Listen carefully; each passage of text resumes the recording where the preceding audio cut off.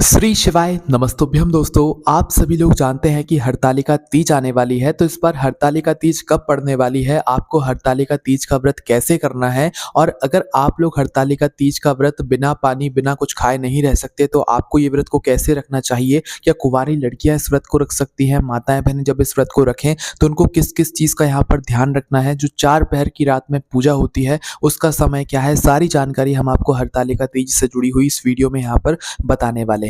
देखो, सबसे पहली चीज, हरतालिका तीज का जो व्रत होता है ये सबसे कठिन व्रतों में से एक माना जाता है। उसका सबसे बड़ा कारण ये है कि इस व्रत में ना तो जल पिया जाता है ना कुछ खाया जाता है, वो भी पूरे 24 घंटों के लिए। 24 घंटों तक माताएं बहनें या जो भी मतलब इस हरतालिका तीज का व्रत रखती हैं भाई, वह कुछ भी नहीं खा सकती हैं, कुछ भी नहीं पी सकती हैं, इसलिए इसे सबसे कठिन व्रतों में से एक माना जाता है। और हरतालिका तीज का जो व्रत आता है वो भाद्रपद मास के शुक्ल पक्ष की जो तृतीया तिथि होती है उस दिन मतलब ये हरतालिका तीज का व्रत आता है। इस व्रत को महिलाएं और कुंवारियां जो लड़कियां होती हैं, कुंवारियां जो कन्या होती हैं, वो इस व्रत को यहाँ पर रखती हैं और इस दिन बालू रेत के शिवलिंग की यहाँ पर मतलब बनाकर उसकी पूजन अर्चना यहाँ पर की जाती है। ठीक है। इसके बाद में जो सुहागन माताएं होती हैं, सुहागन महिलाएं होती हैं, वो अपने पति की लंबी आयु के लिए, सुख समृद्धि के लिए इस व्रत को रखती हैं। और जो कुंवारी कन्याएं होती हैं वो अपने अच्छे जीवन और अच्छे वर प्राप्ति के लिए इस हरतालिका तीज के व्रत को यहाँ पर रखती हैं। जो भी माताएं बहनें पहली बार इस व्रत को शुरू करना चाहती हैं वो शुरू कर सकती हैं। बस ध्यान दीजिएगा कि यह व्रत पूर्ण रूप से निर्जला और निराहार यहाँ पर रखा जाता है। सबसे पहले इस व्रत को जो है माता पार्वती जी ने रखा था भगवान शिव जी को पाने के लिए। ठीक है। इसके बाद में दोस्तों, अगर आप लोग इस व्रत में मतलब कुछ आपको दिक्कत परेशानी है, जैसे कि आप बहुत समय से इस व्रत को रखते हुए आ रहे हैं पर इस साल आपकी तबीयत ज़्यादा कुछ ठीक नहीं है, तो आप इस व्रत को फिर आप अपनी क्षमता अनुसार रख सकते हैं। वैसे तो ये व्रत जो है निर्जला और निराहार रखा जाता है, पर इस साल अगर आपकी कोई तबीयत वगैरह खराब है, कोई कारण है, आपके शरीर में कुछ दिक्कत है, तो उस जगह पर आप लोग जल पीकर भी यह व्रत को रख सकते हैं या फलाहार करके भी रख सकते हैं। अगर आपकी क्षमता उतनी नहीं है, इस साल आपको कुछ यहाँ पर दिक्कत परेशानी, आप हर साल निर्जला रखते हैं पर इस साल कुछ दिक्कत परेशानी है, तो आप ऐसा ये कार्य अपनी क्षमता अनुसार फिर इस व्रत को यहाँ पर रख सकते हैं। ठीक है।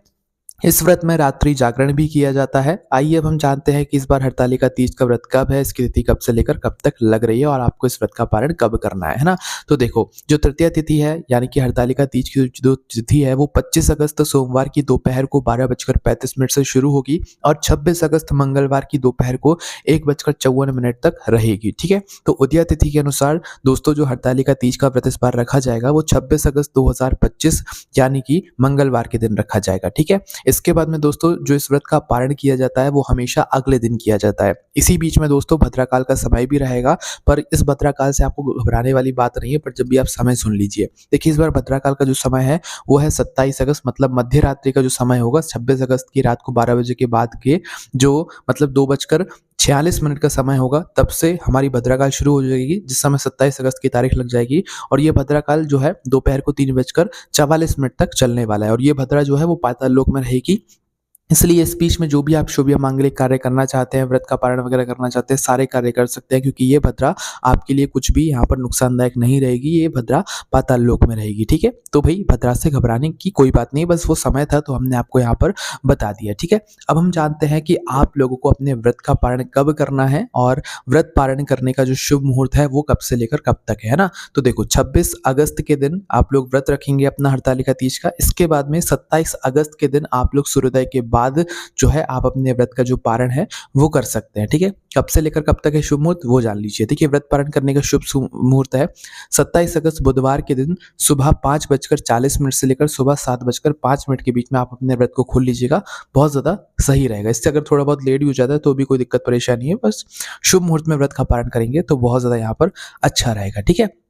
अब इसके बाद में दोस्तों, अब हम लोग जानते हैं कि इस व्रत में आप लोग क्या क्या ले सकते हैं और कब तक ले सकते हैं। देखो, सबसे पहली चीज, जब आपका व्रत शुरू हो तो रात्रि में मतलब सुबह की जो 4:35 का समय रहेगा 26 अगस्त के दिन का, सुबह 4:35 के पहले पहले आपको दूध पीना है, जल पीना है, जो भी लेना है आप वो ले लें। इसके बाद आपका फिर व्रत शुरू हो जाएगा सूर्योदय से या ब्रह्म मुहूर्त से व्रत हमारा शुरू हो जाता है। ठीक है। तो इससे पहले दूध पानी जो पीना हो वो 1 बार पी लीजिए, क्योंकि फिर उसके बाद 24 घंटे बाद ही आपको ये सारी चीज़ें मिलेंगी, ठीक है। अब हम 4 पहर की पूजा के समय के बारे में बात कर लेते हैं कि पूजा का समय कब होता है। 4 पहर की रात्रि में जो पूजन होती है उसका, है ना। तो 4 पहर की पूजा में प्रथम पहर की जो पूजा होती है वो शाम 6 बजे से लेकर रात 9 बजे के बीच में होती है। दूसरे पहर की जो पूजा होती है वो रात 9 बजे से लेकर रात को 12 बजे के बीच में होती है। तीसरे पहर की जो पूजा होती है रात को 12 बजे से लेकर 3 बजे के बीच में होती है। चौथे पहर की जो पूजा होती है वो सुबह 3 बजे से लेकर सुबह 6 बजे के बीच में होती है, ठीक है। और ये पूजन जो है आप लोग मंदिरों में जाकर भी कर सकते हैं, किसी के घर पर अगर हो रही है, वहाँ पर अगर पार्थिव शिवलिंग बनाया हुआ है तो वहाँ पर जाकर भी आप लोग पूजन अर्चना कर सकते हैं। और अगर आप अपने घर पर ही पूजन करते हैं हरतालिका तीज की, तो आप अपने घर पर ही कर सकते हैं। इसमें रात्रि जागरण होता है, ये आप सभी लोग अच्छे से यहाँ पर जानते हैं। अब हम लोग जान लेते हैं हरतालिका तीज में सुबह की पूजा का शुभ मुहूर्त और शाम की पूजा का शुभ मुहूर्त, है ना। क्योंकि कुछ लोग सुबह और शाम की पूजन भी यहाँ पर करते हैं, सभी लोग करते हैं जो लोग व्रत रखते हैं, ठीक है। तो माताएं बहनें, हरतालिका तीज के जो सुबह की पूजा का शुभ मुहूर्त है वो है सुबह 5:56 से लेकर सुबह 8:31 के बीच में आप लोगों को सुबह की पूजन कर लेना है। इसके बाद में शाम की जो पूजन होगी वो होगी शाम को 6:01 से लेकर 7:31 के बीच में, ठीक है। ये सिर्फ सुबह और शाम की पूजा के शुभ मुहूर्त हैं जो कि हमने आपको यहाँ पर बता दिए हैं, ठीक है। हरतालिका तीज के व्रत के दिन आप लोगों को जो है सुहाग की सामग्री माता पार्वती जी को जरूर समर्पित करना चाहिए। इसके अलावा सुहाग की सामग्री अगर आप इस दिन किसी जरूरतमंद व्यक्ति को दान करते हैं तो इस दान का भी आप लोगों को कई गुना यहाँ पर फल मिलता है। दोस्तों, कहा जाता है कि हरतालिका तीज के व्रत में दोपहर में सोना नहीं चाहिए। बाकी अगर आपकी क्षमता जैसी जो है वो आप अपने हिसाब से देख लीजिएगा, पर इस व्रत को जो है मतलब रात दोपहर में जो है सोया नहीं जाता है और रात्रि जागरण ही किया जाता है। फिर अगले दिन जाकर आप लोग अपनी जो है नींद यहाँ पर पूरी करते हैं, ठीक है। तो इस तरीके से आप लोग अपने व्रत को इस बार रखिएगा। जिसको कुछ दिक्कत परेशानी हो भाई, वो जल और पीकर भी मतलब जल दूध पीकर भी अपने इस व्रत को रख सकता है। और किसी कारण से अगर आप हरतालिका तीज व्रत के दिन आपको सहन ना हो, जल वगैरह पीने की आवश्यकता भी पड़े, तो आचमन का जो जल होता है वो आप लोग पी सकते हैं। इससे आपका व्रत खंडित नहीं होता है, व्रत टूटता नहीं है, ठीक है। तो आचमन वाले जो जल है उसको आप लोग ले सकते हैं। और नहाते समय